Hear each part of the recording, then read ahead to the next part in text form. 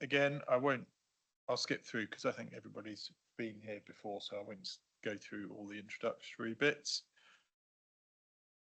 But this afternoon, the session we'll be dealing with the key priority sites and sites within the Newport regeneration area, and maybe the Gypsy and Traveller policy if we get time at the end. So just a reminder, we've read all the representations and statements that have been made. There's no need to read them out. And our aim is to work out in this session here about whether the key priority sites and sites within the Newport regeneration area are sound, which means whether they're justified, effective, positively prepared and consistent with national policy. So if you think the plan is not justified or not going to be effective, you can let us know what needs to be changed to the plan and why. Are there any initial questions before we begin? No? Okay, well, I'll hand over to Mr. Spencer to start asking questions. Thank you very much. Me again. I assure you next week will be a more mixed picture. You'll be hearing more from Mr. Steen. But we now come to discussion around some of the first sort of site-specific discussions in terms of the proposed sites that are in the plan.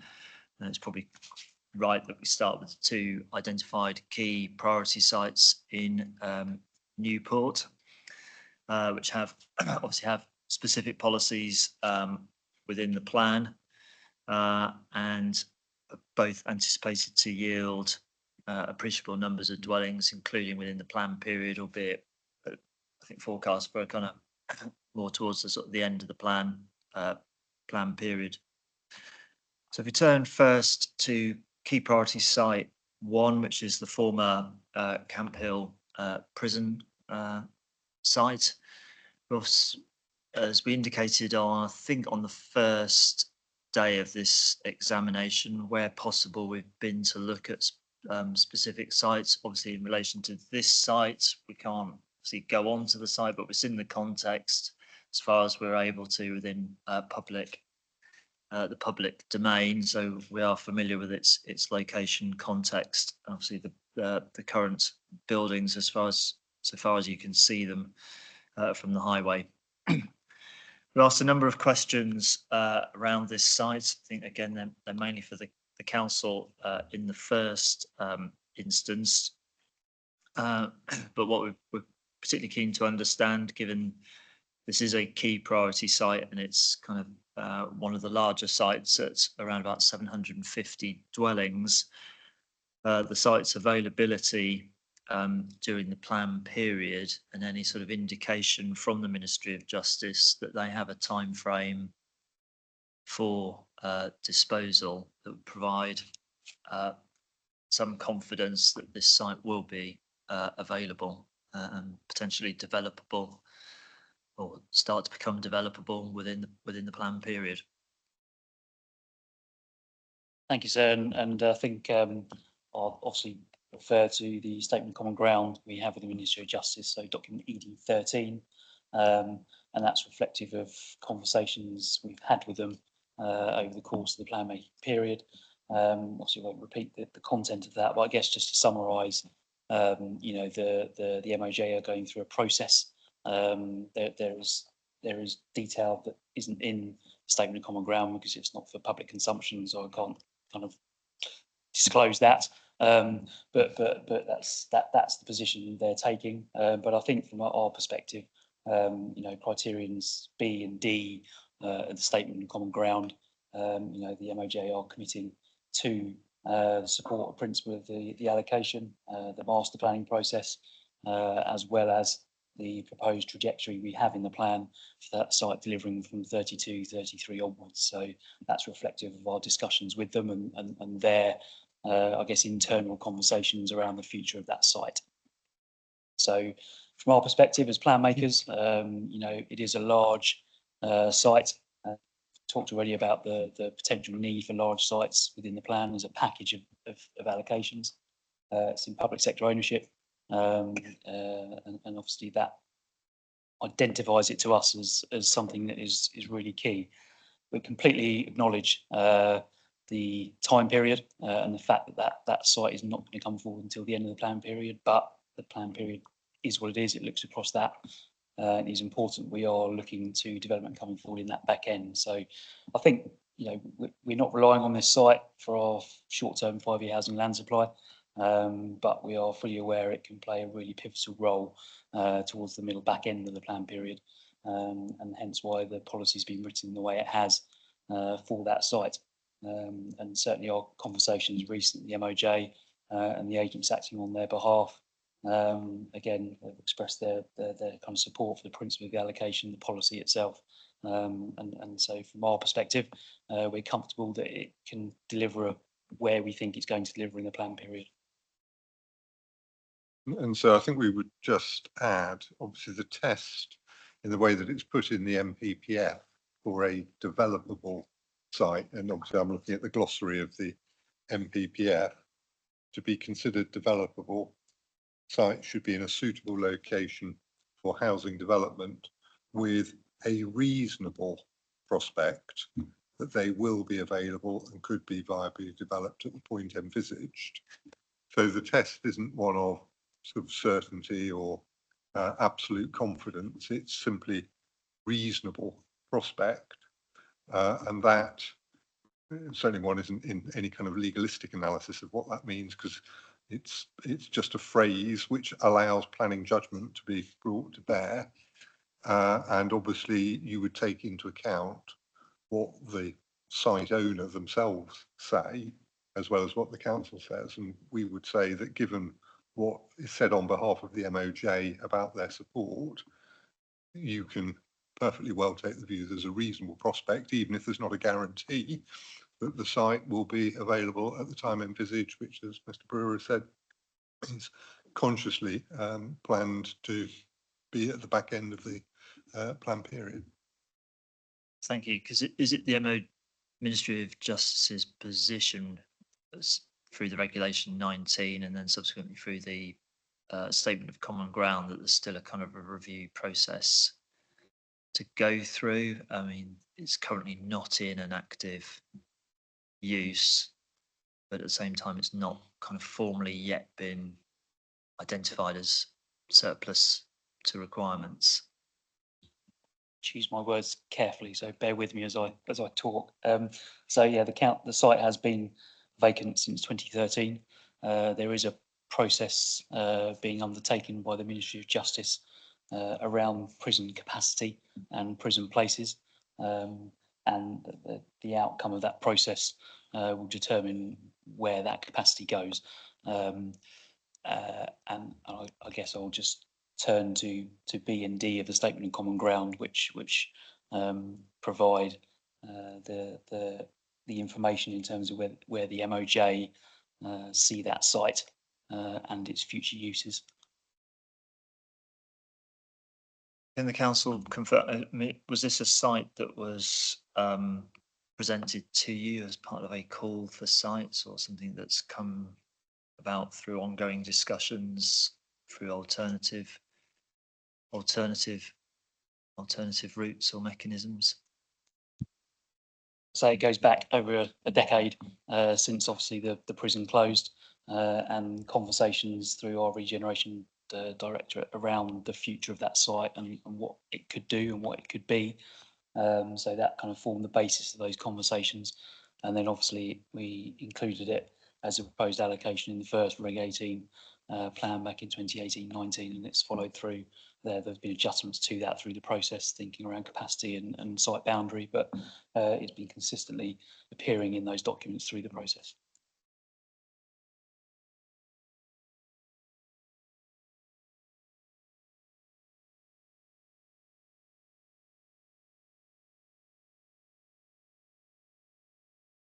Thank you. Yes, and obviously we got the statement of common ground last week as a document ED 13.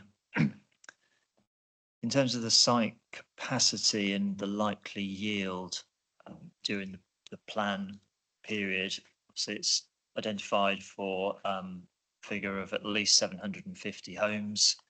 I think the council's saying that within the plan period, I mean, within your latest trajectory, I've got to just keep tabs and tracks on the various kind of trajectories. This happens through plan examinations. So, yep, don't worry. You're anticipating around about 330 during the plan period, largely within the last sort of 5-year phase, or the latter phase of the plan period trajectory. Yeah, that's correct. And from a capacity perspective, I think our first paragraph in response to 6.9 sets out the kind of basic parameters around how we arrived at that. And again, sorry, 6.9, yeah, 6.9. And again, I think we point to the principal support from the MOJ for that through the allocation as well. And in terms of within the plan period, again, reflective of our conversation with them and recognising the process that such a site would have to go through before it could even start delivering a single house. That is why we've kind of pitched it as kind of year 9 of the plan period onwards. So 31, 32, sorry, 32, 33 onwards. And the per years, again, are reflective of conversations we've had with the MOJ around potentially how they may see the future of that site through phased or selling off of parcels and that kind of thing, that such sites of that scale would work. I guess a potential parallel could be drawn to the Kingston Prison site in Portsmouth, just across the water, where a similar process was undertaken with the MOJ, and again was relatively protracted through a plan, and effectively ended up with the site coming forward in phases, but is now a mixed-use site, predominantly residential. So I think it's a similar situation to that. And obviously the policy itself requires a number of land uses from this particular development site. It's not just housing. As we discussed on day one, there are various sites within the plan that are intended to deliver a mix of uses. So in this case, employment, community, various other things, a sang for Mr. Long's interest, etc. I think just looking at all of those kind of components, I appreciate. I think in the fullness of time through this policy, the council is looking for a supplementary planning document to kind of provide further sort of amplification on how this site will come forward. But in terms of site as it currently stands, thinking about whether there are any kind of potential constraints to be taken into consideration, the confidence that there's the capacity, in just headline terms, to accommodate all the things that the council is looking at this site delivering through this policy. Yeah, and I think, you know, from our perspective, we're conscious of the fact that obviously we're looking at some employment land on that site, but you know, the size of the site at kind of well in excess of 50 hectares, we're comfortable with the list of requirements that are in KPS 1, some of which aren't necessarily land hungry, but they relate to infrastructure, potentially some of that being off-site as well. I think there is an interesting point just to note that on the journey of this site through the IPS process, the original kind of site boundary went right up hard against Parkhurst Forest. So you'll see it's quite an irregular shape that kind of goes in a kind of diagonal into the corner. And so obviously the kind of site boundaries being pulled in from that, reflective of obviously conversations we already had around the proximity to ancient woodland, thinking around that and the ecological buffers and the importance of the sink designations, which I think is picked up later on when we talk about another site as well. So again, the stage we're at in terms of plan making, we're comfortable with the policy requirements and the indicative yield, but I think it's again worth just dwelling on the point that you rightly raised around the master planning exercise that we've also identified for this particular part of Newport. This isn't the only site in this area which is proposed for allocation. We also have a site at the hospital allocated for health as well, a health hub. So, and obviously Newport Harbour as well, so which we'll come on to later. So in combination, when we're thinking around things like community use floor space and that kind of thing, then the SPD is going to play, we see, quite a pivotal role in perhaps looking at how that can be best delivered across those sites, and that's quite an important master planning SPD exercise that obviously is still to take place and will be subject to the outcome of this examination. Thank you. Yes, because I mean, looking at the plan that's provided in the statement of common ground in terms of the areas that's kind of hatched, as you say, Mr. Brewer, it's kind of pulled in from the sort of the edge of the forest area, but I mean, it's an interesting sort of shaped site in terms of sort of core area and then other kind of ancillary areas that kind of wrap around the the currently used kind of prison estate. But presumably that's what's come from the discussions with the Ministry of Justice in terms of obviously what they're comfortable with in terms of being presented in policy KPS1. Yes, that's right. And then the conversations we've had with them, obviously the core development on this site will be residential and employment use, but there are ancillary features that are listed out in KPS1. And when you're thinking about things like community floor space, BNG, all those type of things, then the availability of other land in and around the prison estate is something they were keen to include and has formed part of the conversations and may well play a role in that. And I think that's something that will come out of that master planning exercise, not just for this site on its own, but for the wider area as well. So yeah, the ownership of the prison site, both the existing prison that's still in operation and the former prison at Campville, as you can see, is relatively extensive in terms of the blue line land that's in the common ground, but not all of that forms part of the allocation because again, some of that is operational prison, so that wouldn't be included. Thank you.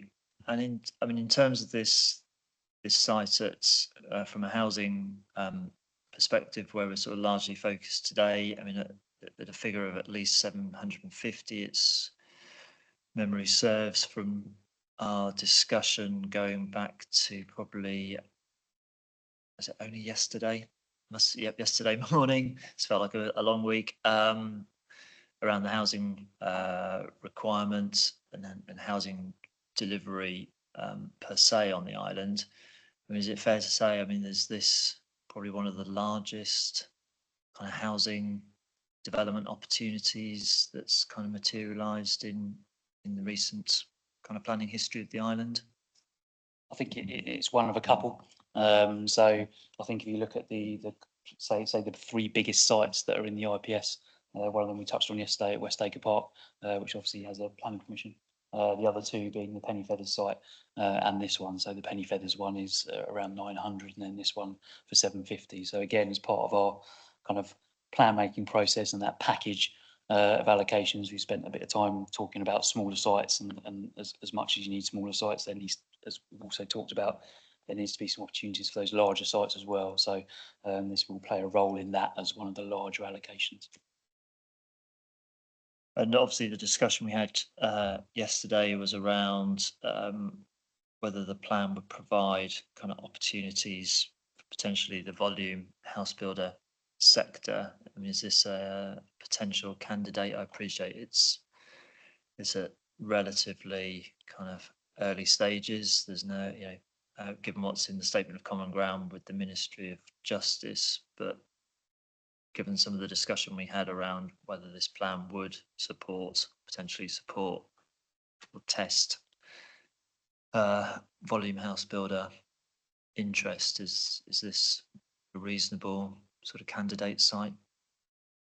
Certainly from our perspective it is, and that's also reflective of the discussions we've had the MOJ as well.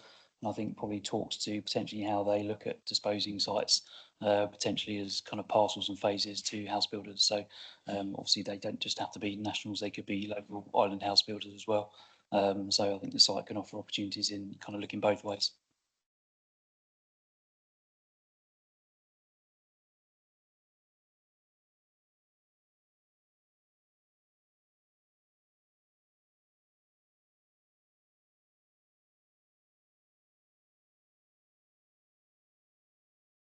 Thank you.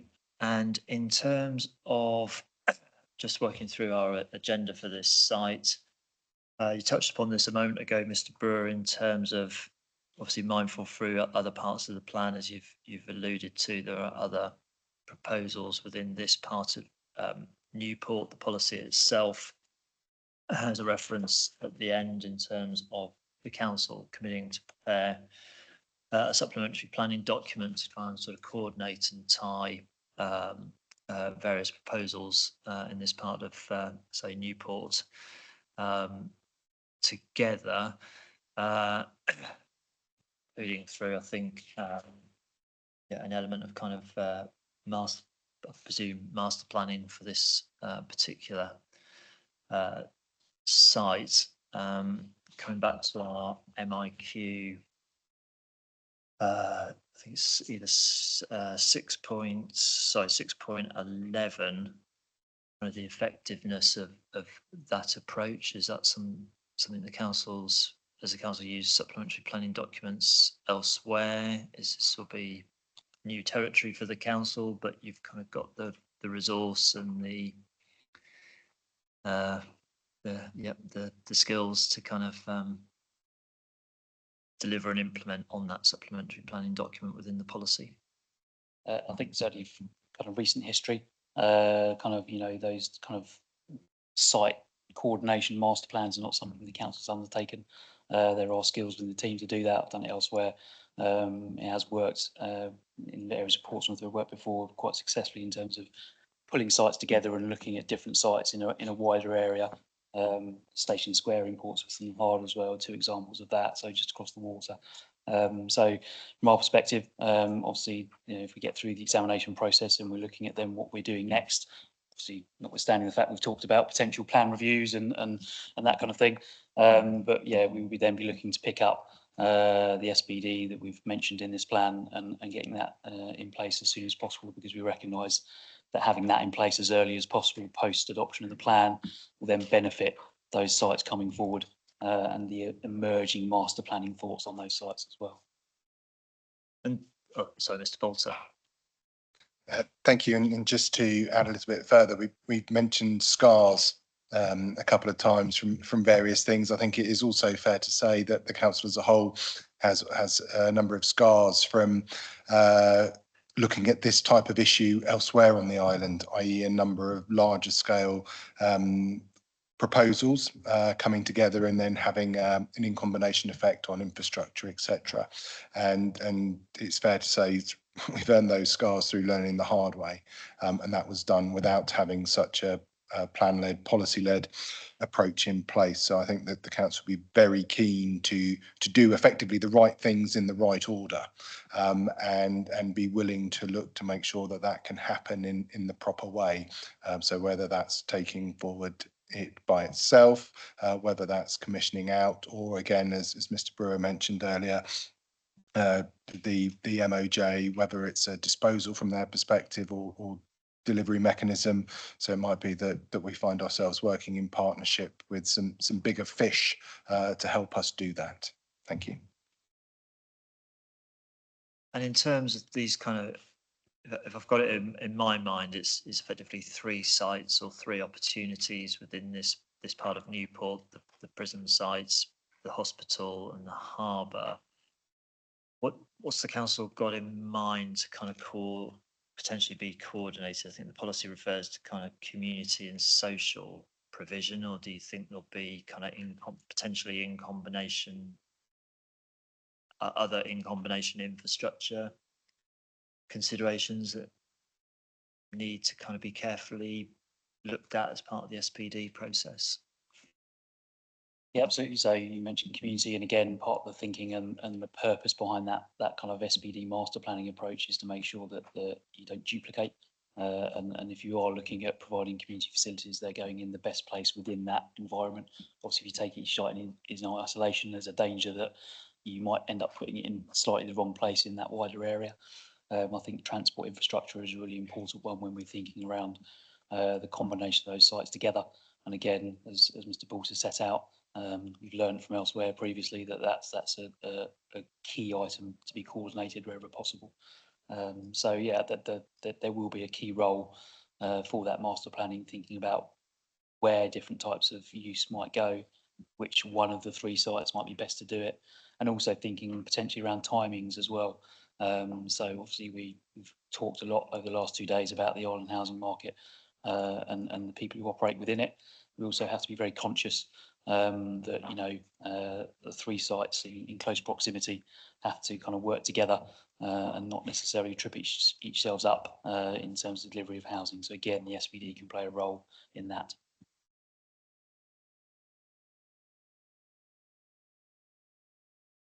Thank you. And in terms of coming back to, I think it was our question.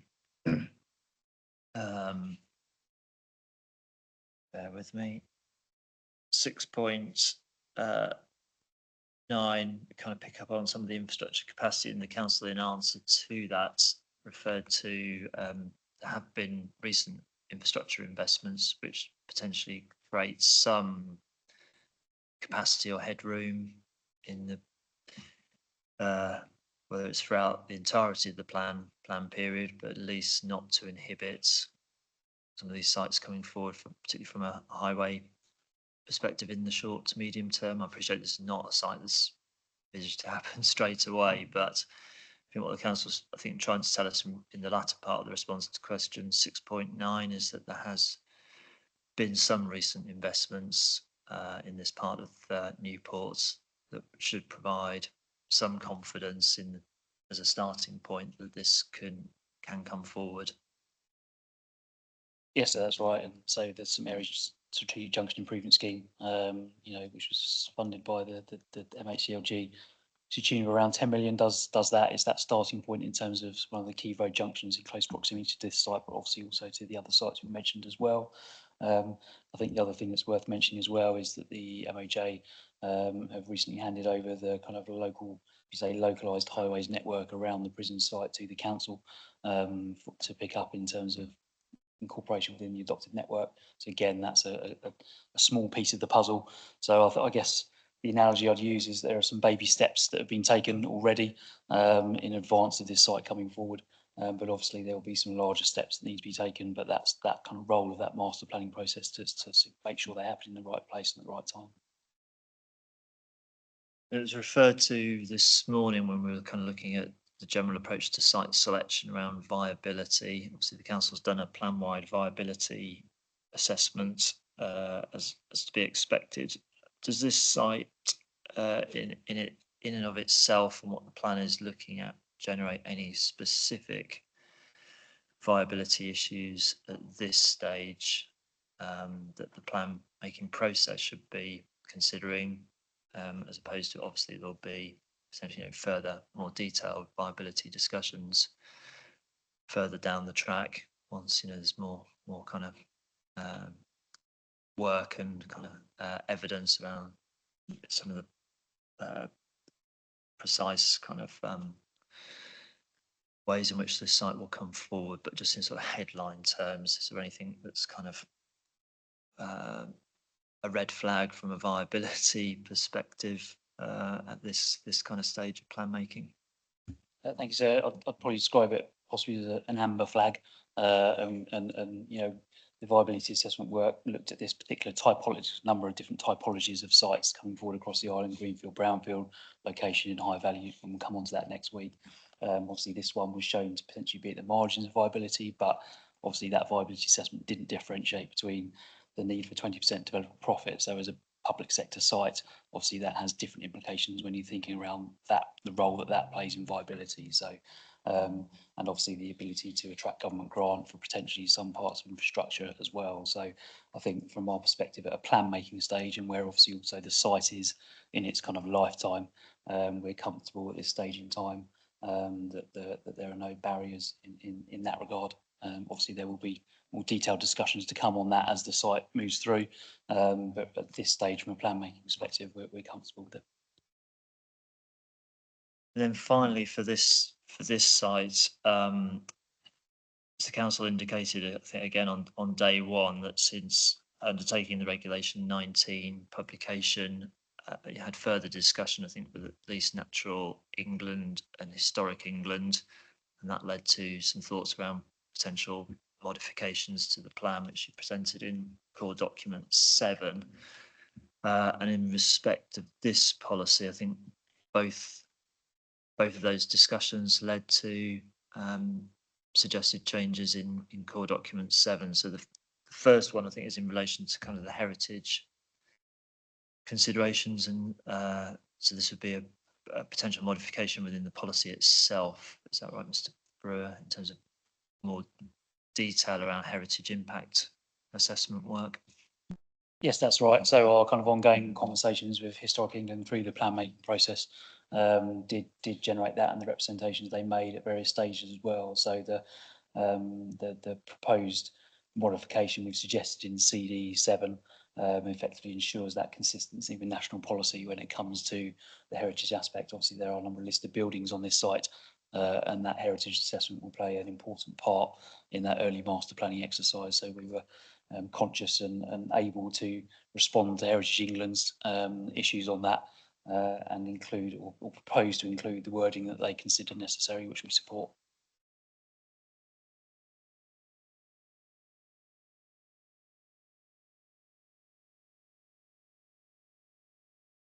Thank you. And then subsequently, I appreciate is in the supporting text, I think you referred to it earlier, it's kind of the proximity of the SSSI at the forest and having some further supporting text or some further changes within the supporting text. Is that largely a factual kind of update to just reflect that is the statutory status of that habitat?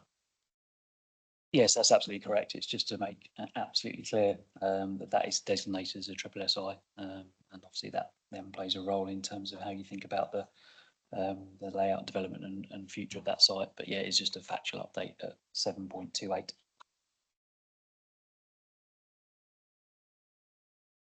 Thank you. I'm mindful this is a site that's whilst it has kind of significance within the plan period as one of the key priority sites, in sort of general terms, it's not engendered a significant number of representations. I just think there's in it.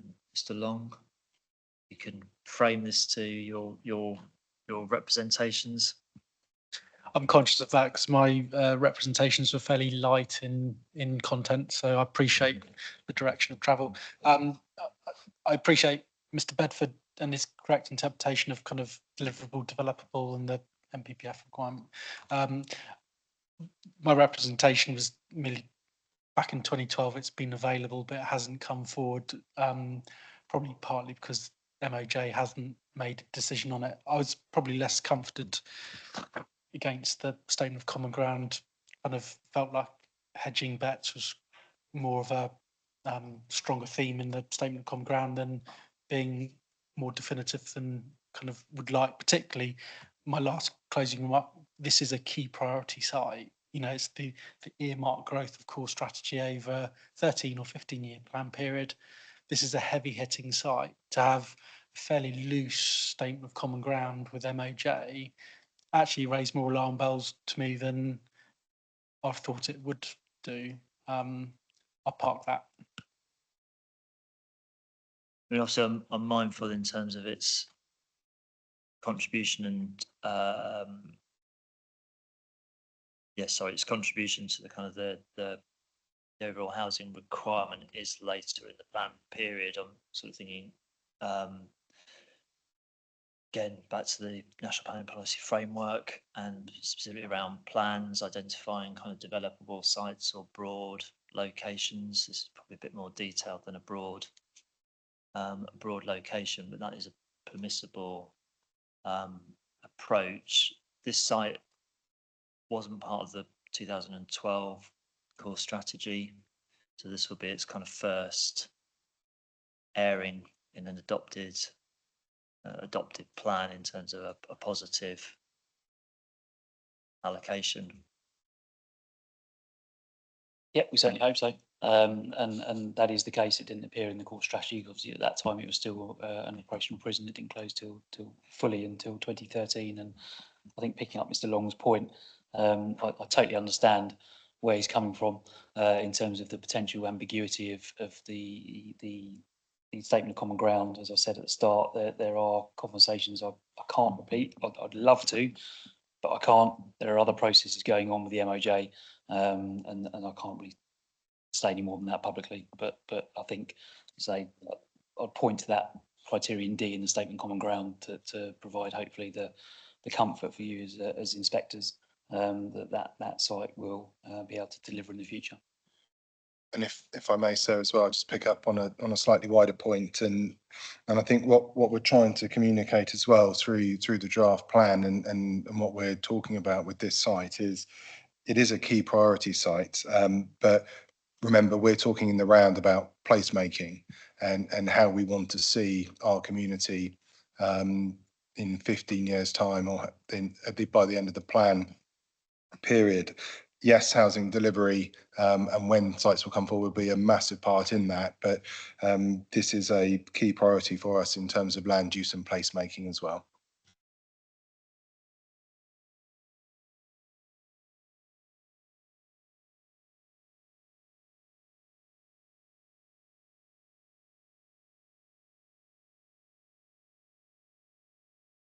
Yeah, I've got nothing further I wanted to raise in relation to key priority site 1. So move on to key priority site 2.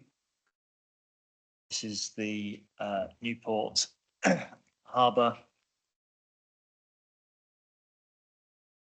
site. Touched upon it briefly this morning, but we raised a number of specific questions from the various formed by the various representations on the plan. And obviously, the council's helpfully considered those as part of the response to our matters, issues, and questions. I think our starting point, picking up our agenda item, is understanding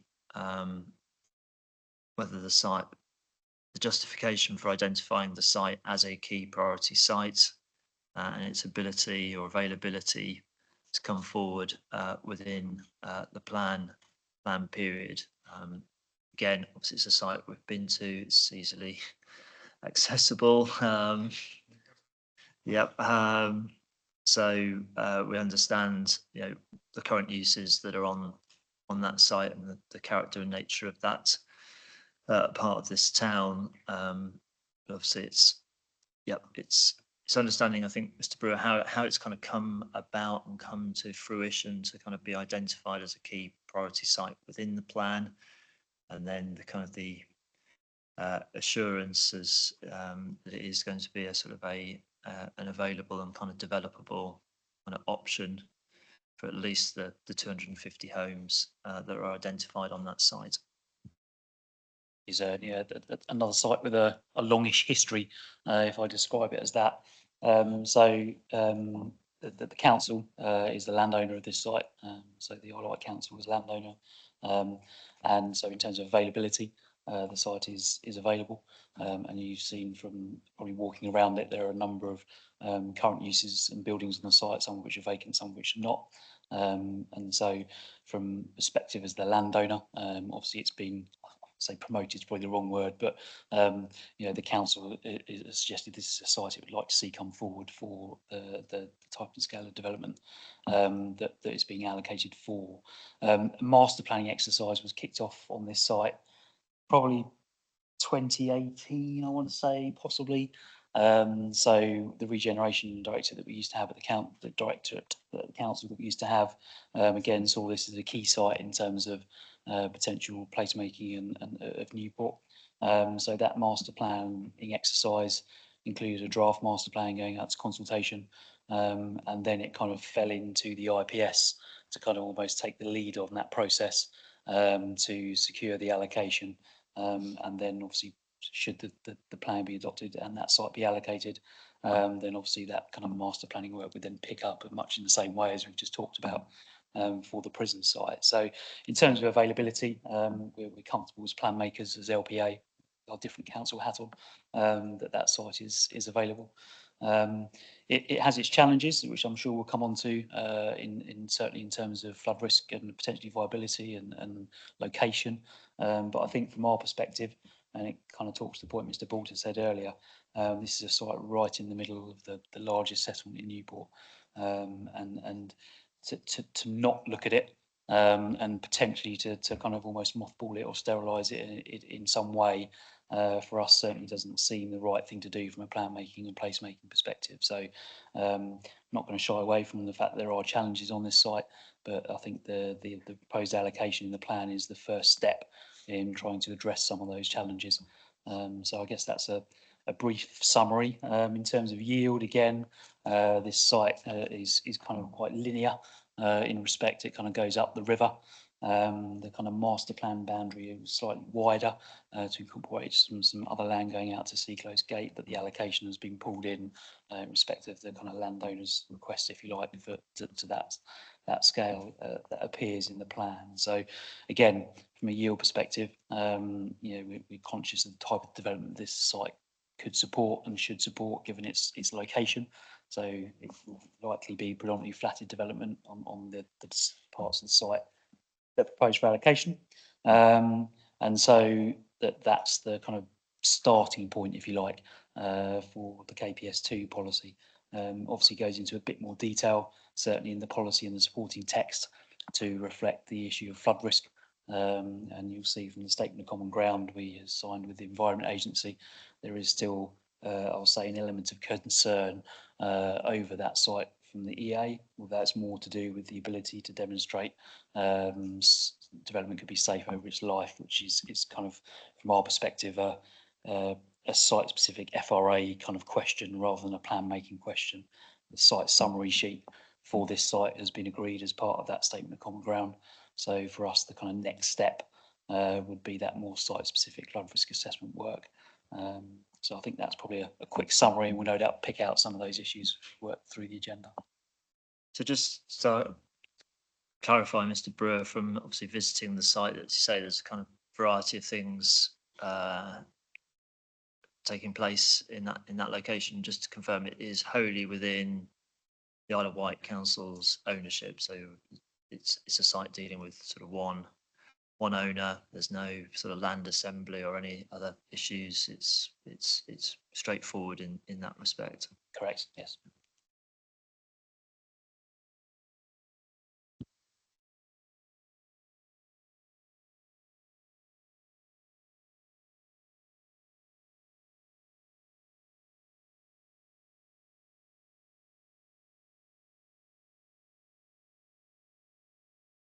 Thank you. And I think a similar point really in terms of similar issues for the former Camp Hill prison site we talked about earlier. It's our question 614. Obviously, there's a much smaller site at just cumulatively around 2.5 hectares. I appreciate probably come on to proposed boundary amendment, but it's presume it's still going to be there or thereabouts in terms of overall kind of land budget. Clearly a variety of uses, as you say, for a sort of a centrally located site, including the 250 homes, of which 35% be affordable, but you're also seeking through the policy employment land, retail, community uses, public realm. And we're asking our question, look at the size of the site and its configuration. Is that all going to be feasible? You referred to, obviously, there's been, wasn't quite sure, there's been some initial kind of master planning work, you say, starting in 2018. I don't know if that's still subsequently going on in parallel or whether it's now sort of over to the IPS to kind of take the baton and then pick it up again, subject to the outcome of this process.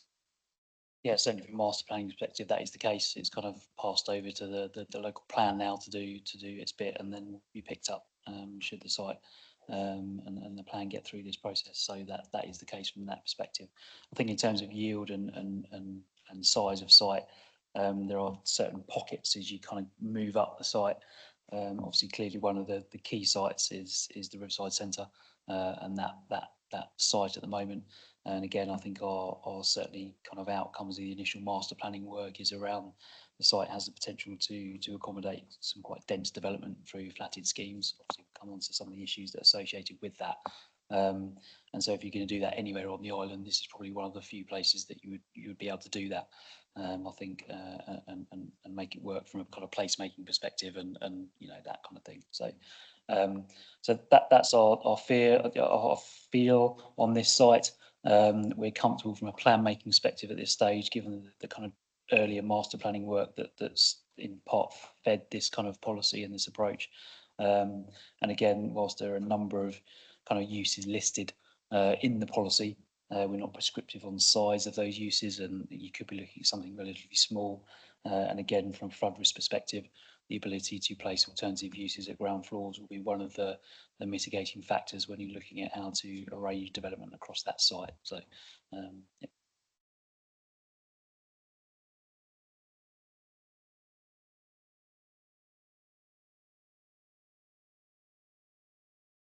Before I bring in Mr. Gentleman, just to follow up on, I think again, it's part of our question 614. I think the council in response to that suggests that the boundary needs to be amended at the southern end to include the riverside centre. And to understand from the discussion we had a moment ago, that's still council owned land or council property. It's not encompass another party. No, that is all in council ownership, and that was simply a drafting error of that southern section of the site. It should have been included. So yeah, but that's all in council ownership. Yeah.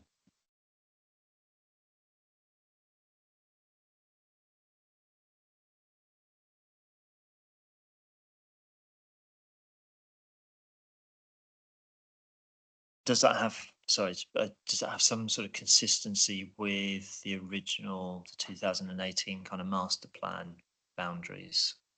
It's not. So I think the primary difference with the kind of the master plan boundary is that that cast its net quite wide in terms of the area.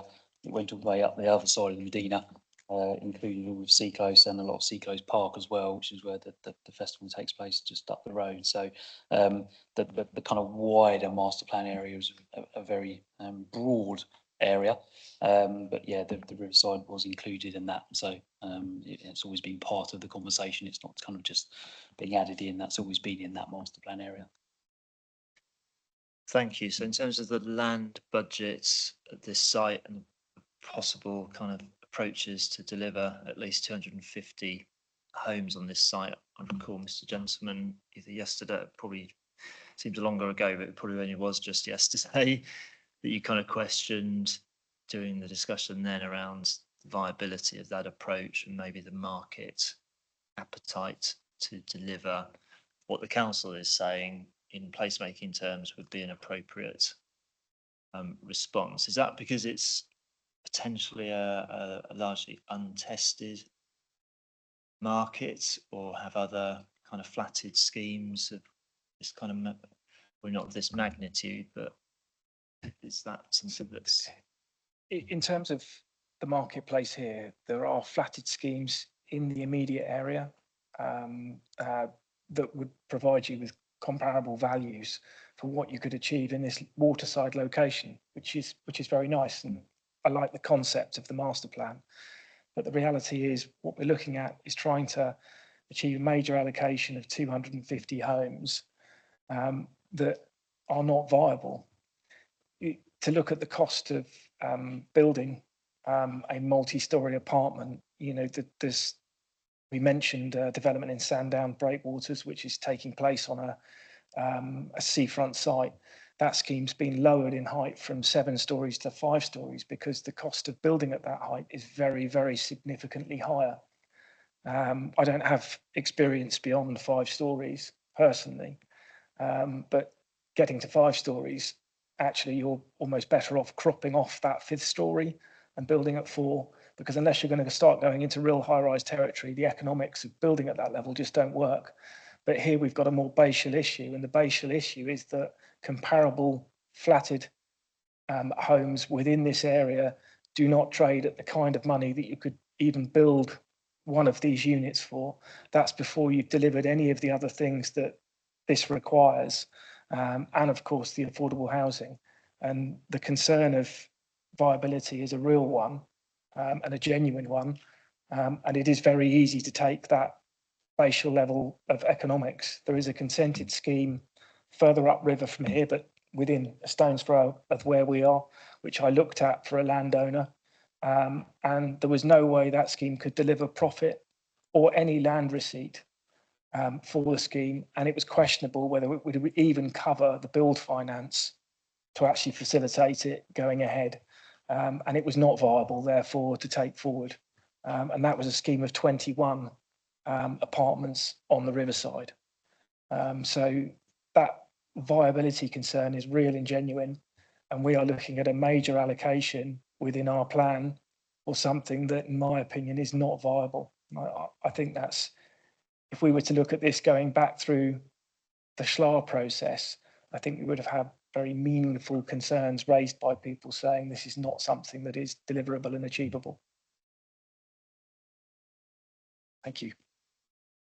Thank you for that. I appreciate, obviously, we're going to come back to sort of viability in the round. From the council's kind of initial kind of assessment of this site through the master planning process, etc.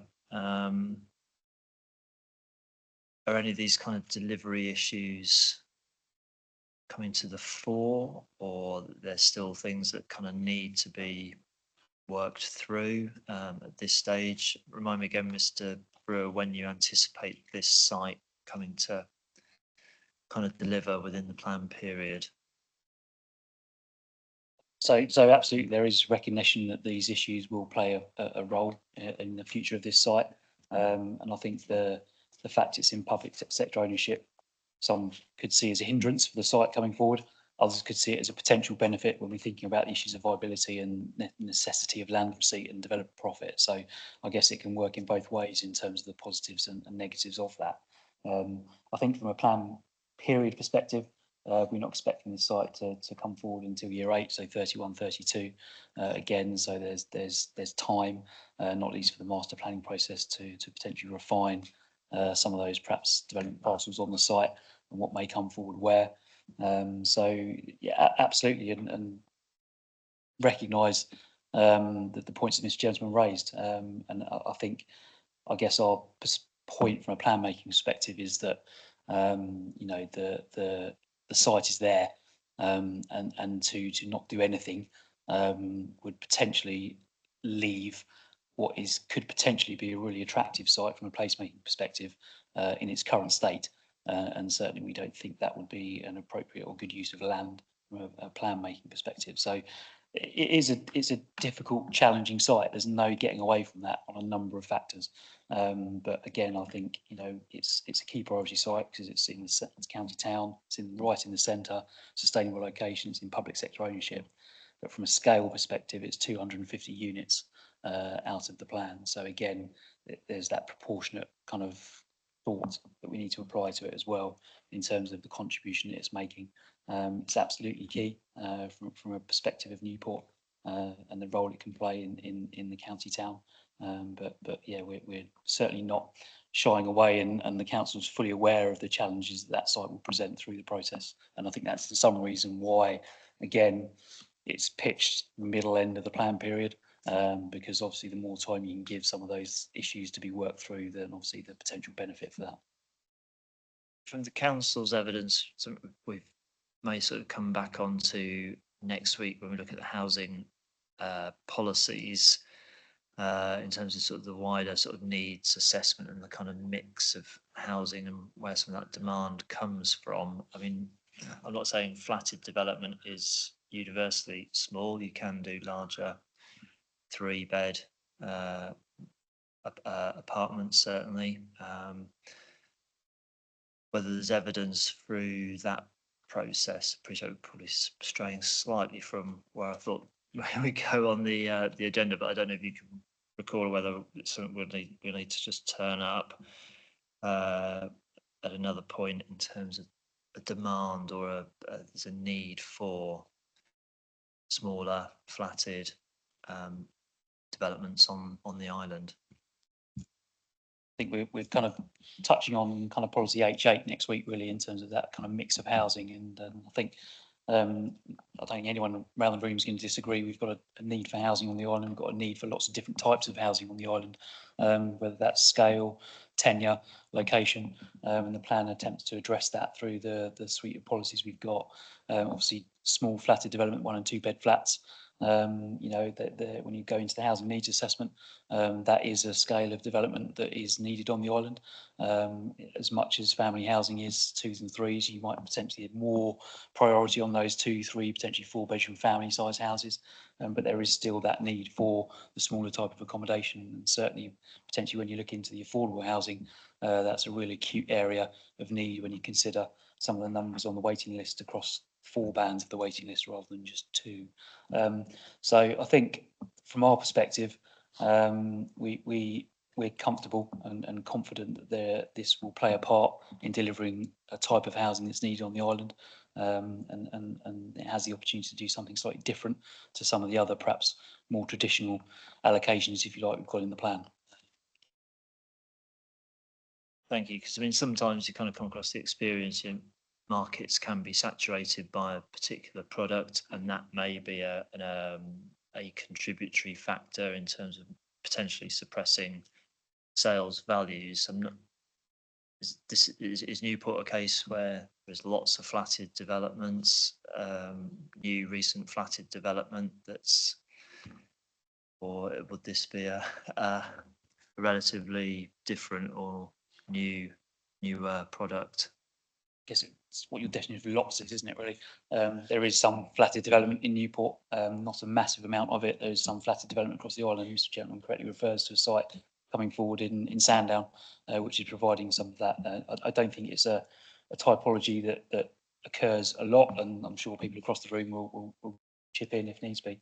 But it is part of the jigsaw puzzle of addressing housing need that we've got on the island. So yeah, a really good point around market saturation, and again, probably even more intensively felt in this kind of scheme, that potentially the island only has the ability to kind of bring forward 1 or possibly 2 of these at the same time because of that point. So again, that's going to form part of the consideration of this site and the future of this site through that master planning process. And as Mr. Long quite rightly said yesterday, you know, building houses is a commercial decision, and that's also a commercial decision for the council in terms of potentially when it might look to take forward that site in earnest in terms of the next steps of the process. So,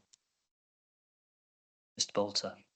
Thanks, sir. And yes, just to pick up on a couple of points, and I hope I'm not speaking out of turn, because I'm kind of adding to my LPA hat and trying to give some more information from a Isle of Wight Council landowner perspective. So this is based on ongoing conversations that I've been having with a number of colleagues, thinking about delivery not just on this site but on a number of council-owned sites across the island. And just to pick up on a couple of points, I think the viability point is increasingly becoming understood by the council as landowner, and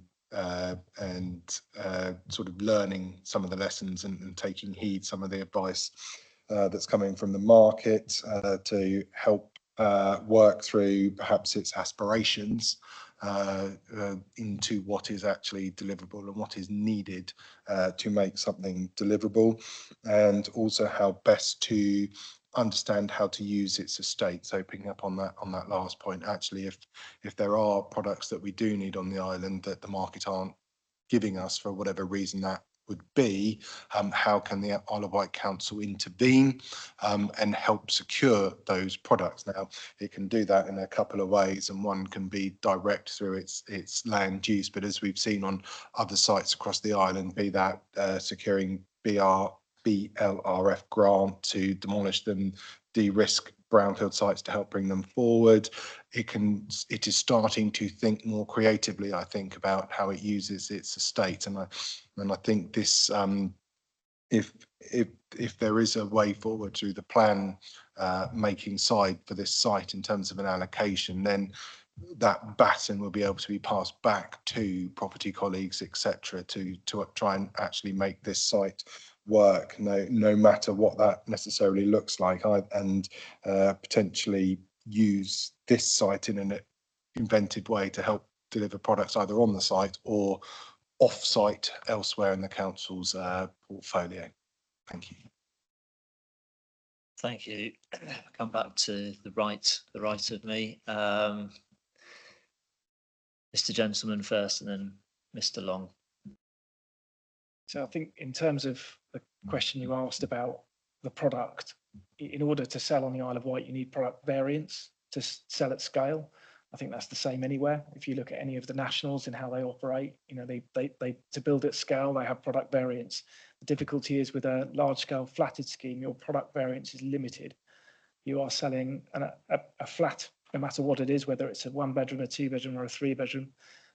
Whereas with housing, of course, the bedrooms, the gardens, the parking situation is very different, and that has a broader base of appeal. That broader base of appeal gives you a greater rate of sale and enables it to happen. The scheme currently in the plan isn't an affordable scheme. It is as it says, 250 homes with 35% on-site affordable housing. I think made my concerns about the viability, which I made in my initial representations. We've talked today about 2 very large-scale sites that form big parts of the housing take-up quite late into the supply in years 6 to 10 and beyond. I think HMP is down for 330 homes in the plan period, and this is down for 250 homes in the plan period. That is a very significant chunk of our housing supply on the island to have some serious questions hanging over its head. And I also think as 2 key policies, and I fully accept the arguments of Mr. Brewer, Mr. Bolter about, you know, the placemaking, which is highly valuable, and I applaud that. But these are 2 major schemes which, on the face of it, have some fairly serious troubles to unravel, but they form very big parts of our housing take-up in already, as we've discussed, a limited amount. Thank you. But obviously, one of the things we have to look at is well, the thing we have to look at. Well, no, it's one of the things we have to look at, but it's the bigger of the things we need to look at is around obviously plan soundness, understanding of modifications need to be made. I mean, I don't recall from your representations, Mr. Gentleman, that you're sort of suggesting a particular modification, but in terms of what you're saying, is it that these sites could be allocated or identified, but there needs to be an alternative kind of proposal that would, in your view, be deliverable, or you know, these sites are, as you say, various question marks, but possibly question marks to such a degree they shouldn't be in the plan? I'm not suggesting they shouldn't be in the plan. I'm suggesting that when we rely on such significant numbers coming from these, is it sustainable to rely on these as such a big proportion of our number when we've already clipped quite heavily what that number is to be? And that to me doesn't seem safe and sensible and sound. Mr. Long. Yeah, I think the policy wording talks about at least 250 homes, so it's quite prescriptive in its metric up. So that's setting its floor up. And just touching, the island hasn't done very well with building new flats, partly because, like Justin said, the cost of construction and also the sales rate. And the trouble with flats is you need to build the whole kind of thing before you start to get a rate of sales. So the rate of sales is quite slow.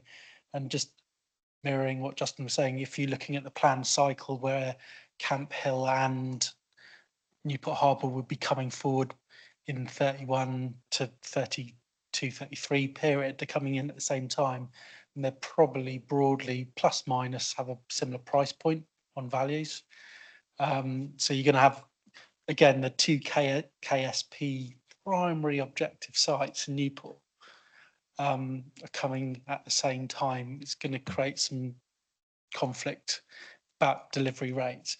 I agree. I've got no problem with the sites per se, and actually placemaking on the Newport Harbour front, it will be brilliant. It should be not saying omit completely, but just I think the product on the site against the representations of build cost, rate of sale, and the quantum, I cannot see how it's going to be achieved. But equally, something definitely can be achieved there that's of real benefit to the quay as a mixed-use development. 100%. Thank you. Thank you for that. Should we look at some of the other issues that relate to this site? So again, I think under item 4 of our agenda, it's probably a similar point. May not need to go there in any sort of detail in relation to the role of master plan, but it'd be a similar process as we were discussing for the Camp Hill.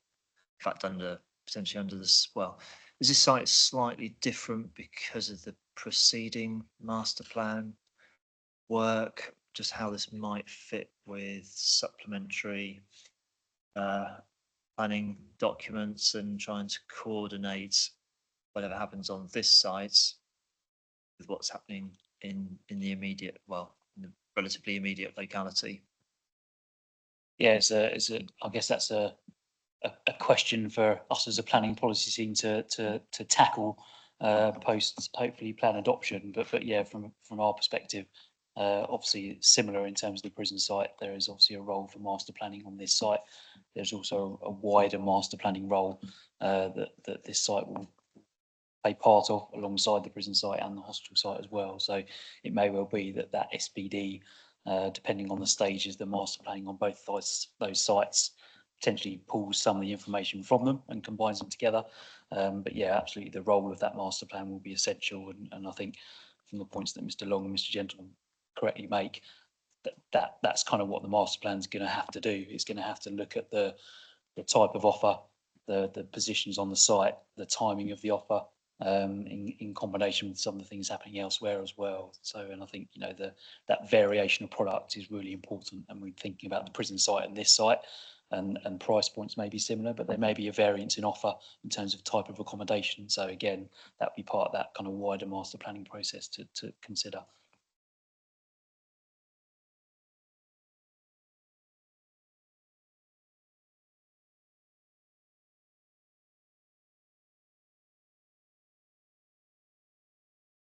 Thank you. And then an issue we touched upon this morning, and you've already referred to it, Mr. Brewer, is obviously the situation with this site being within an area of high flood risk.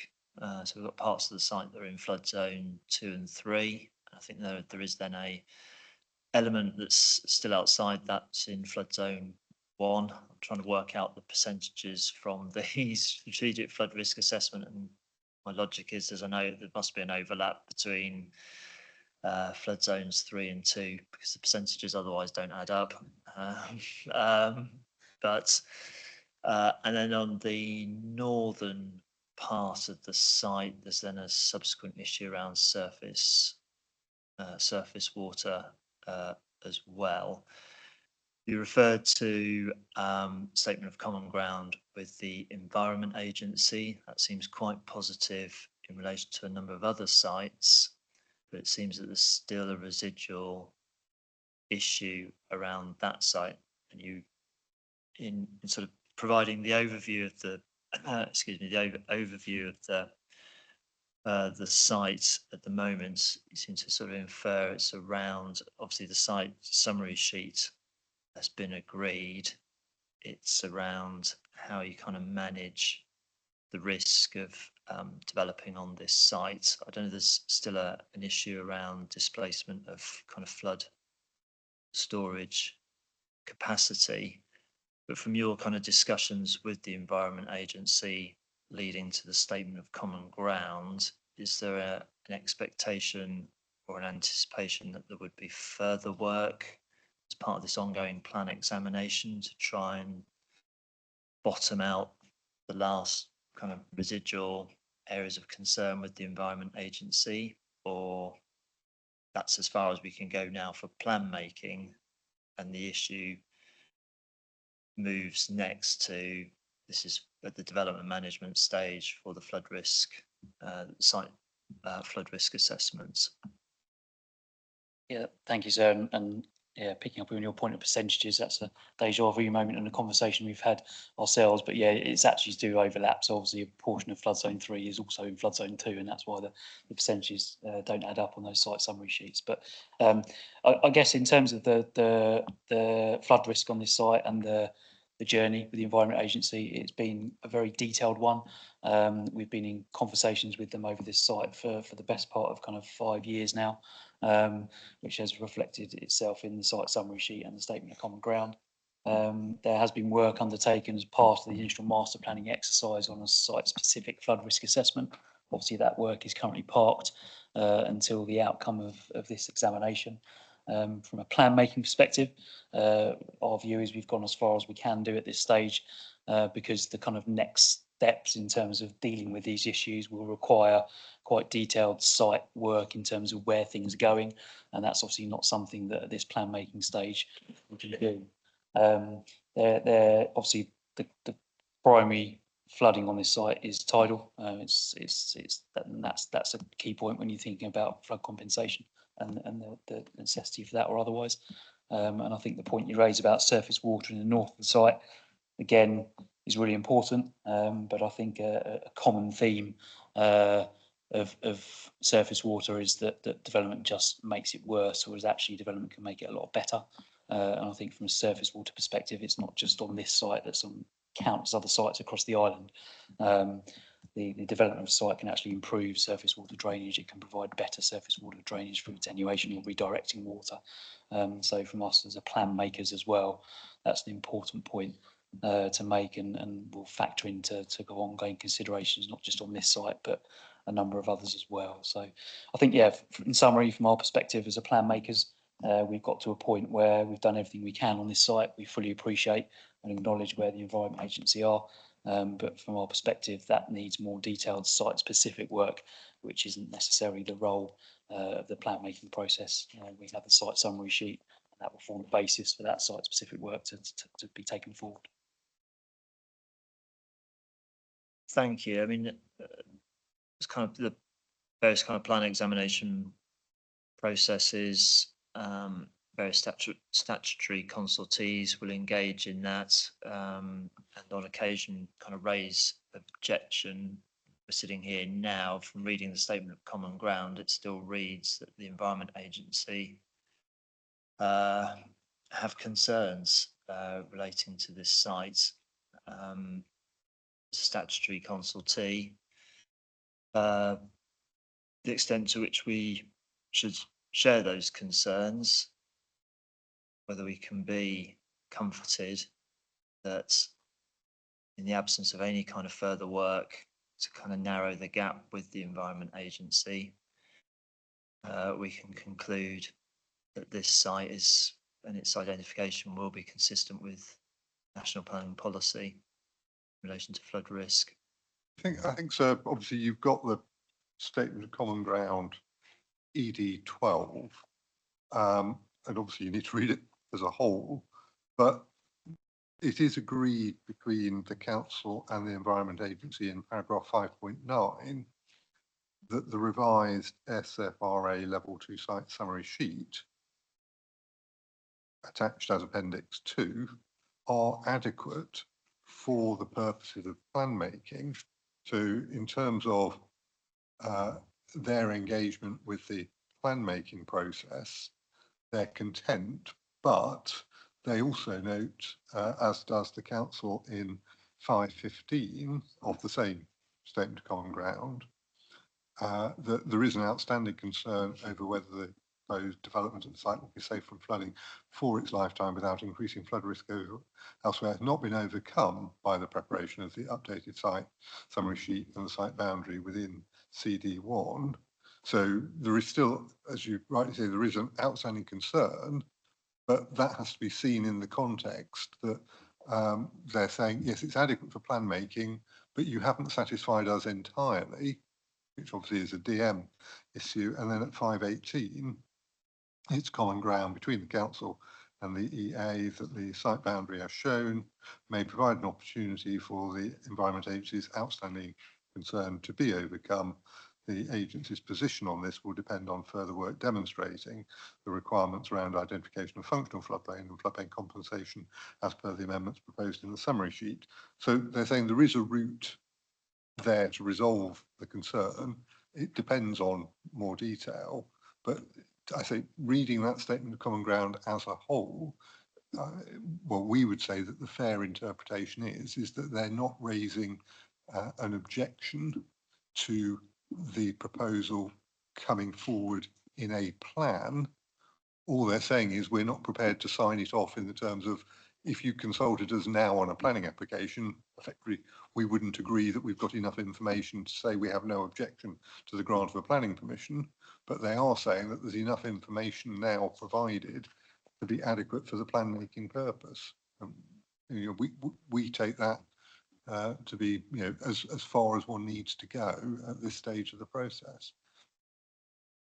So in terms of 518 of the statement of common ground, the Environment Agency's position in terms of overcoming the concern will depend on further work.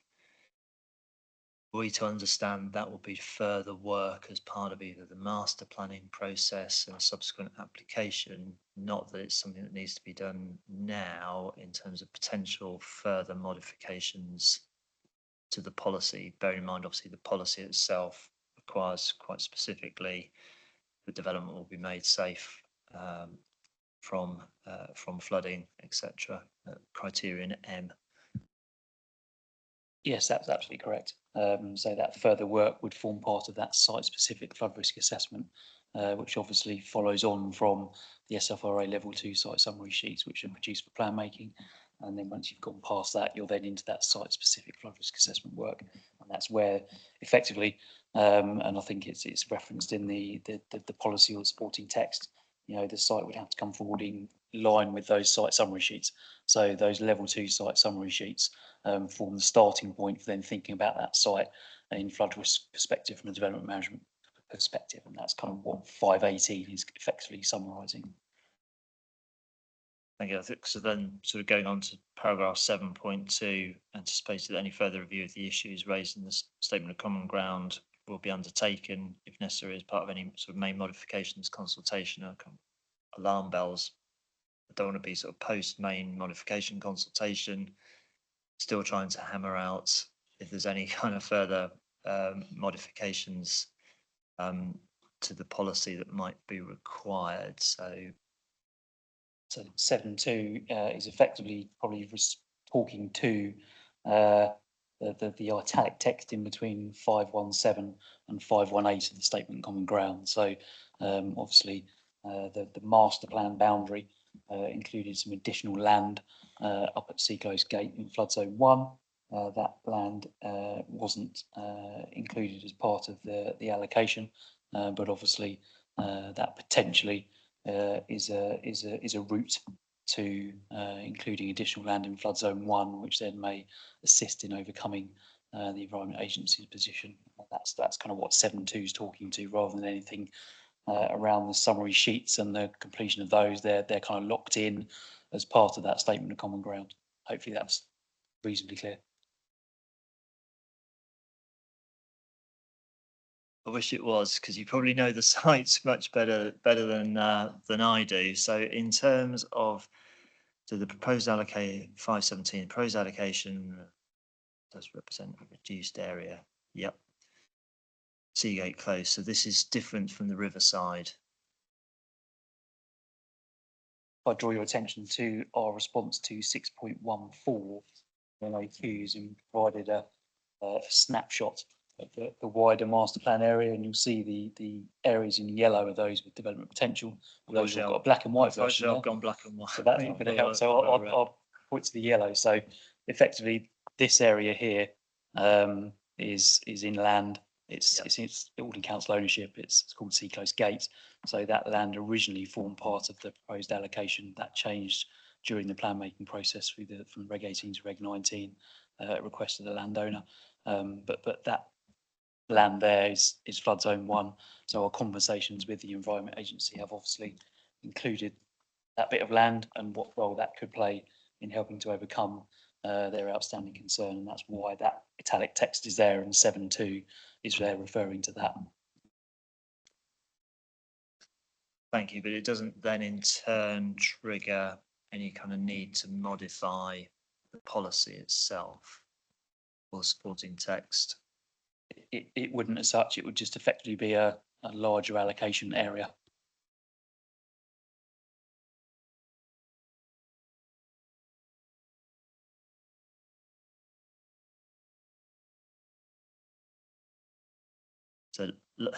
So I'm sorry, maybe just be Thursday afternoon, and I'm feeling the effects of this week. In terms of the larger allocation, so this is not a proposed modification to the, sorry, yes, it is a proposed modification to the policy map on page 14 of the council's. It'd be something else. Correct, they're two different things. So the proposed modification at 614 is just effectively the drafting error to include the Riverside Centre, and effectively on that map, which is the proposed addition in purple, the Seaclose land is up here. So it's up there. Right by the traffic Yeah. lights, Okay, as it were. Yeah. thank you. When I get back into glorious Technicolor, I think I'm following it through. So there'll be two proposed. There could be. We're suggesting one is that inclusion of Riverside, which should have been in, and obviously depending on your deliberations over this topic, there is the thinking about what the Environment Agency have said, then obviously the potential way of overcoming that concern could be to re-extend the allocation boundary out. So it would be for us to, as you say, deliberate, say you need to put in additional land at Seagate Close. It's not something the council's offering or suggesting. As plan makers, obviously we've submitted the plan that we think is sound, but obviously conscious of the fact that conversations continue, and certainly those with statutory consultees do. But yeah, that would be the case.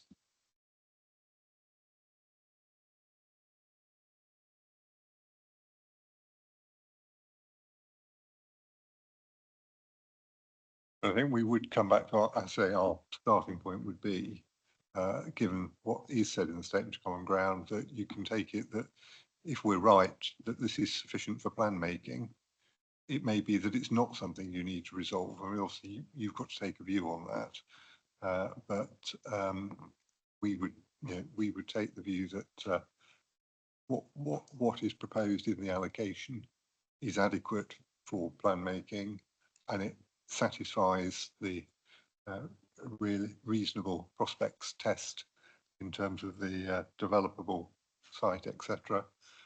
Yes, there are further conversations to be had with the Environment Agency, whether they need to be resolved in order for there to be an allocation in the plan, or whether they can be properly left to development management. We think the latter, but obviously I say you will have to take a view having looked at the documents and looked at the position overall.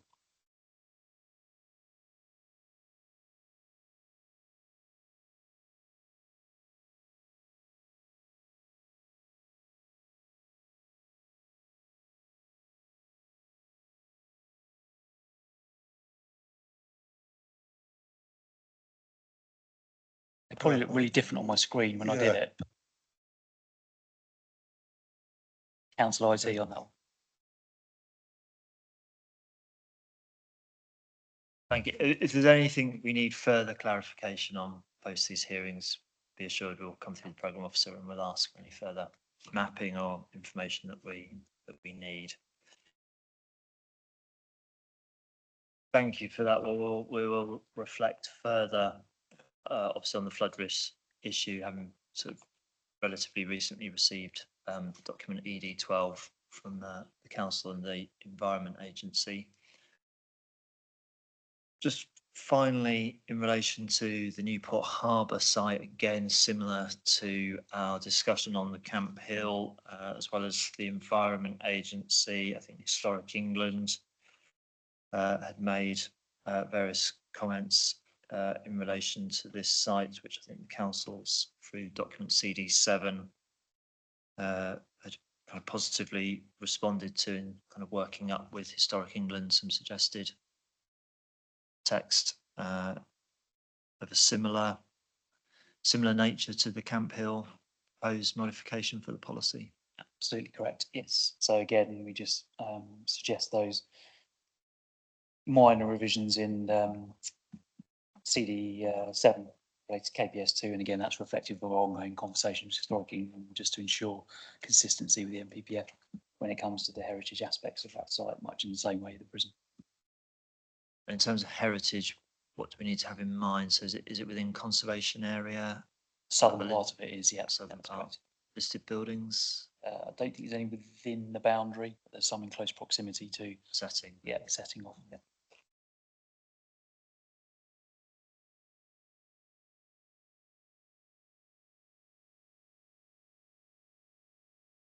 Thank you. Are there any further comments people wish to make in relation to the Newport Harbour site?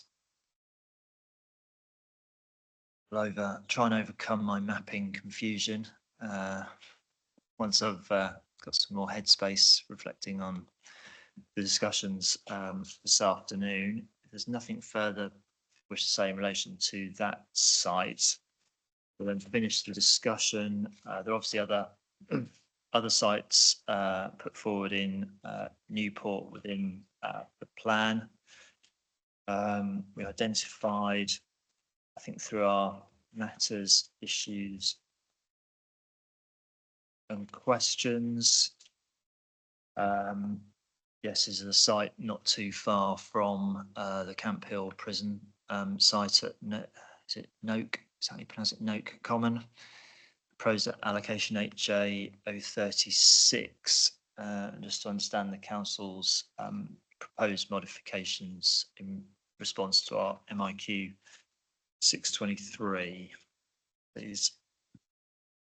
Yeah, thank you, sir. And again, this was just a drafting error because there is a sink designation adjacent to the Note Common site and also adjacent to the KPS 1, and there's a degree of overlap, a very thin sliver to the western portion of that sink. So obviously they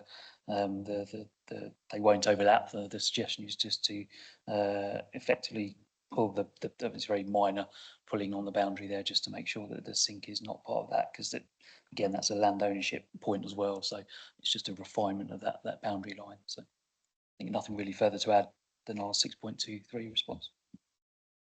Thank you. So that would generate a modification to the policies map and some additional text. Yes, that's right. Yeah. For that site HA 36. Yes.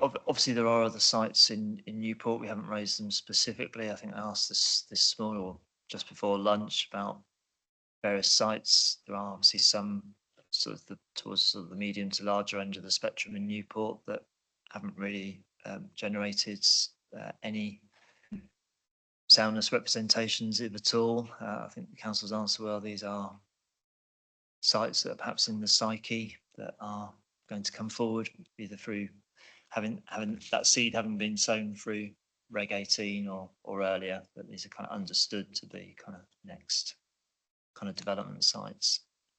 Yeah, that's correct. And just pick out a couple of them. So we've got the land west of Sylvan Drive, which someone in the room will know very well in terms of that site. So that's subject to a planning application at the moment, as is another one, HA 31 as well. So I think, yeah, our point this morning around those sites already being in the planning process through applications is valid, and probably reflects the fact that there are very little representations on the soundness of those proposed allocations. There's nothing further then on Newport sites. No, that's great. Thank you very much. food for thought for us to kind of take away and think about. So can I thank everybody for their contributions on that. I'm going to take a mid-afternoon adjournment, and then if we can pick up the residue of matter 2, I think it's issue 5. It won't take very long, but I'd like to be back in this room at 3:45. And I think we're probably still on track to finish by 4 o'clock. Thank you.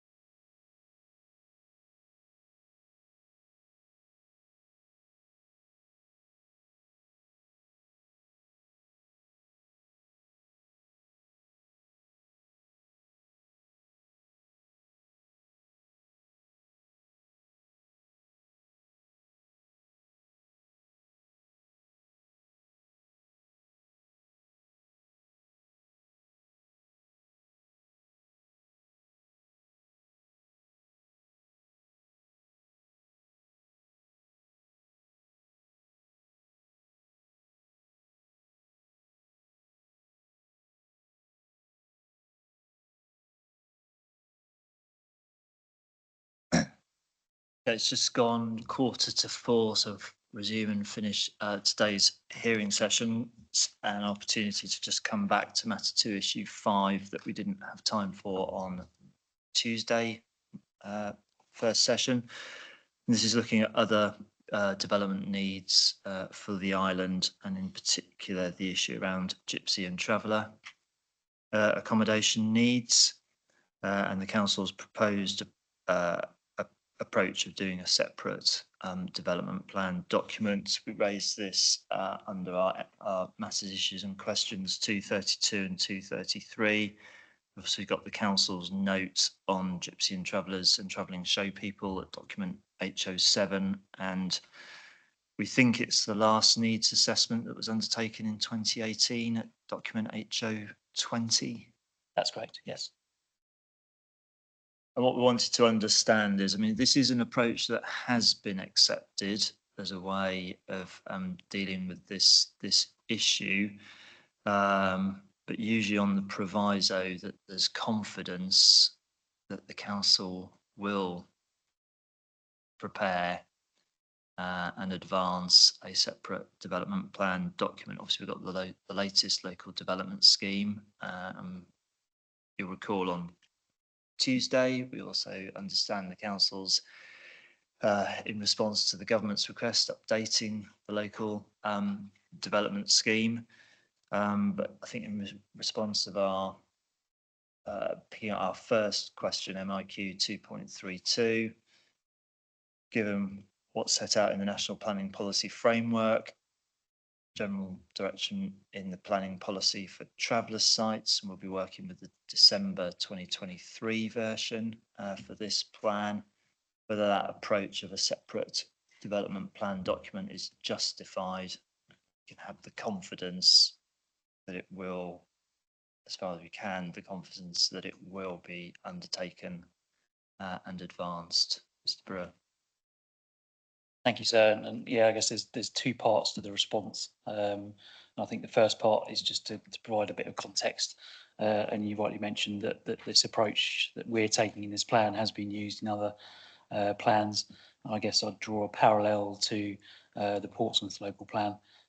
So potentially similar issues there, where the area isn't necessarily on a transit route for gypsies and travellers. They have very little engagement with the gypsy and traveller community, and so a very similar approach was taken that we're proposing here, which is to consider it in a separate document, but to include a very focused DM policy in the plan to address any potential applications that may arise. And I think from our perspective, as we set out in 2.32, I guess the issue as a whole raises very little correspondence on the island. Obviously, we've talked about the solar as a barrier for a number of factors, and potentially also an opportunity, but certainly from a gypsy and traveller route perspective, it is quite a significant barrier. I think that's reflected in the lack of applications, pre-applications, or indeed sites that we have on the island. I think, I'm not sure whether we mentioned it, we probably may not have done, but there is a tolerated site on the island. So there is an element of need that is currently being met. And we would suggest that our approach of doing a separate document post IPS adoption in conjunction with this policy is a sound and effective one, given the proportionality of the issue that we're looking to address. And I guess in terms of assurance that that document would then be carried out, obviously we've already spoken about potential plan reviews and updating the LDS and obviously additional work that may be required. But again, I think from a proportionate perspective, the scale of work that would be involved in the production of that document, obviously it would not be akin to a local plan or potentially a site allocations document if you're looking at a particular area of the island. It is quite a limited issue, and I think that will be reflected in the resource and timescale needed to produce that document. So from our perspective as plan makers, we'd be confident that we will be able to meet what's set out in the LDS and address the issue accordingly. So I think it is worth adding, I know I made this point in a different context on Tuesday, but the legislation does require a local planning authority to produce the LDs that are called with its LDS. So if we've set out a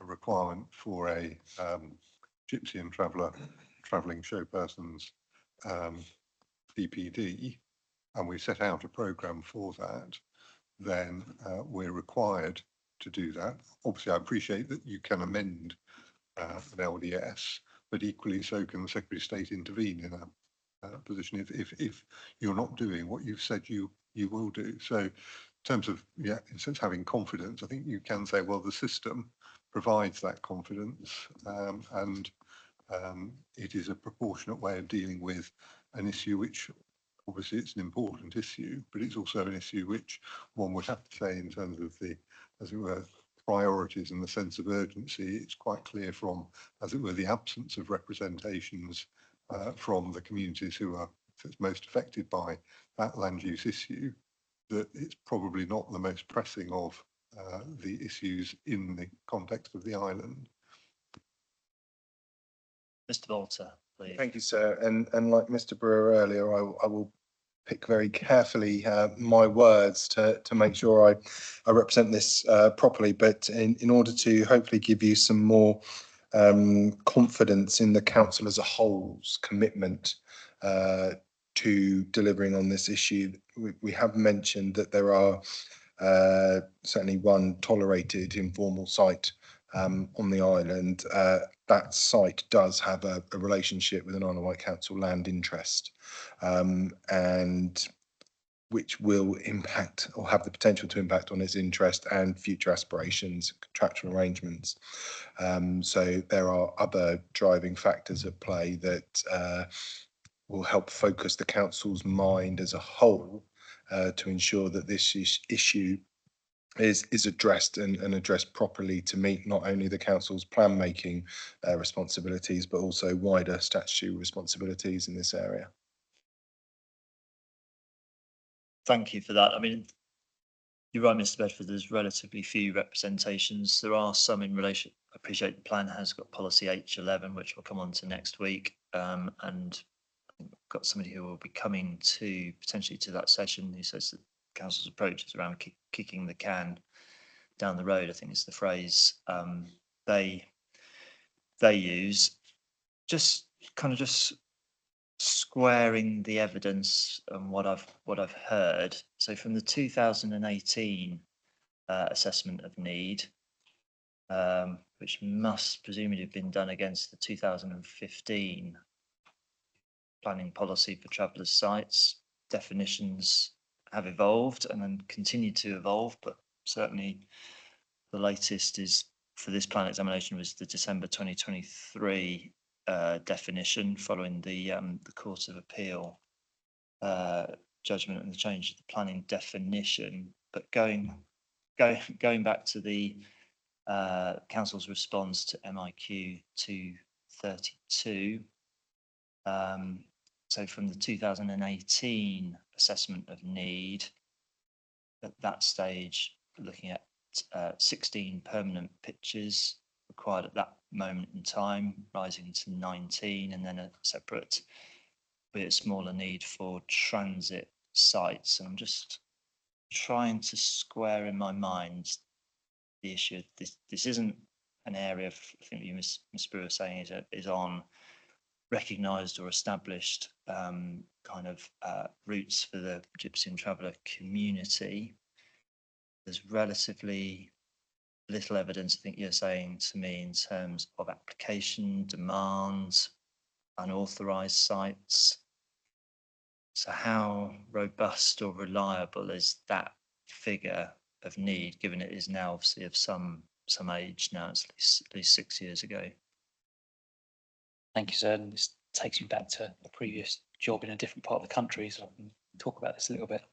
So I think the challenge when you do the GTTS assessments is obviously the issue of unauthorised sites and the fact that they're not authorised. So when you're looking at demand, you kind of almost discount those.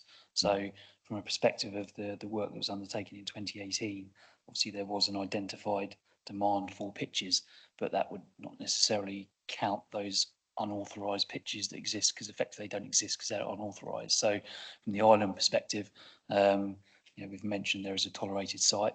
It is unauthorised, but it's tolerated.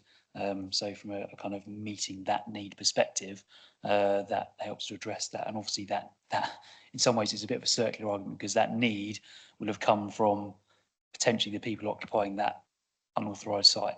So it's a bit of a circular process. So I guess it's how you formulate that through potentially that site allocations DPD.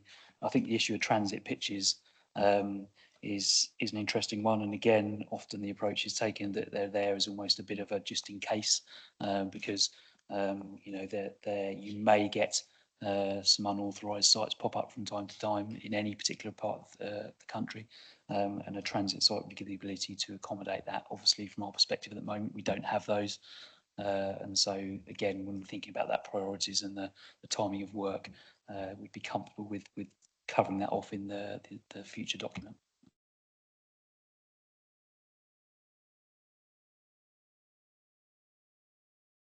Thank you. I mean, I mean, the alternative approach could be, well, can this not be sorted out now as part of this this plan if we weren't necessarily confident around an alternative or DPD approach?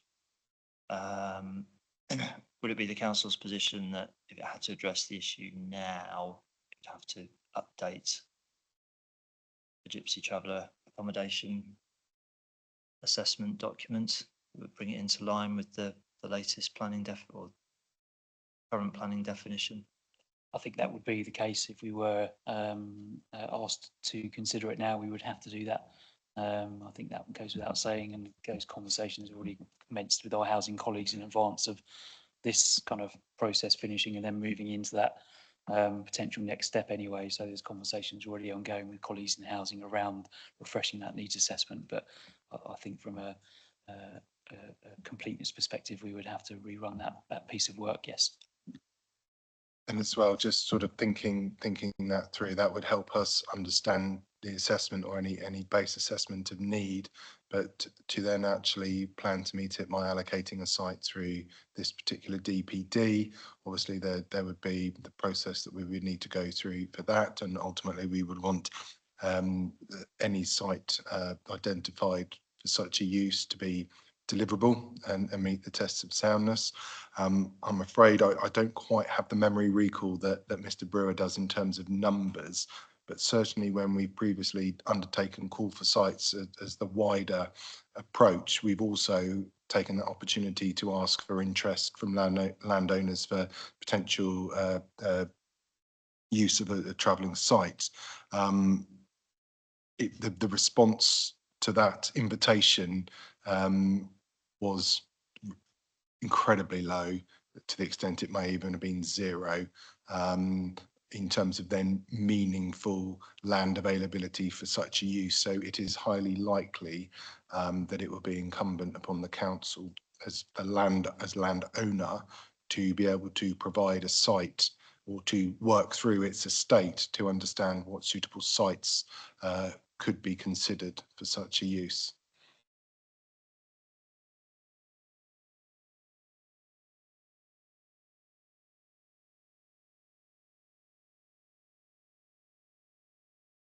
Thank you. I think we established on Tuesday, I don't think we've seen sight of it yet, but I think is it next week or the week after? It's the deadline for the new or an updated local development scheme to satisfy the government. And I think you agreed that we'd see a copy of that. I don't know if you can exclusively share at this stage, Mr. Brewer, that there's still a line that shows preparation of a gypsy and traveller DPD. I can exclusively reveal that work will be taking place over the forthcoming days, but there will be a line that shows that, absolutely, yes. Bear with it.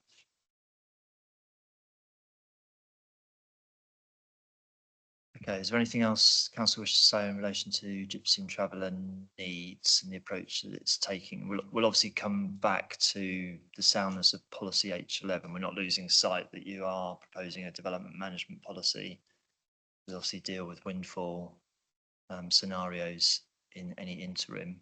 Is there anything else at this stage on? No, nothing else to add. Okay, well, thank you very much. Thank you for your assistance and contributions for this week one. We'll now take a short break and also we'll be back here on Tuesday next week for another 3 days of examination, 2.5 days in a reserve session to conclude our hearings into the examination of the island strategy. But thank you for your assistance this week. So just in terms of action points which have arisen during the course of the 3 days of this week, are you content that we have an informal engagement with the programme officer to make sure that, in a sense, we're aligned on what we think that you've asked us to do and that the programme officer can deal with that? And then obviously there may be some further things where you want to give some more specific guidance, but in the first instance we were thinking that that was a sensible way of going forward. Yes, I mean, I think what we'll do is I think it'd probably be the intention to kind of reflect on the sum of the 2 weeks. So towards the end of next week or tipping into the week commencing, I don't think that far ahead. Is it something like the 10th or the 11th of March? Week 3, what was week 3?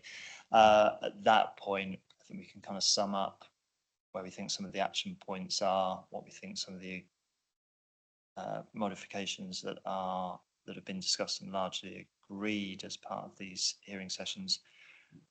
But I think there will be then a further period of reflection on, some of the more substantive points that will then follow, probably in a more sort of formal sort of follow-up post hearings letter. We may be able to sort of say a bit more about that at the end of the sort of this point next week. We've heard all sort of 2 weeks. Okay. Thank you for that. Okay, I'll bring today's hearing sessions to a close. Thank you. Thank you very much. Thank you.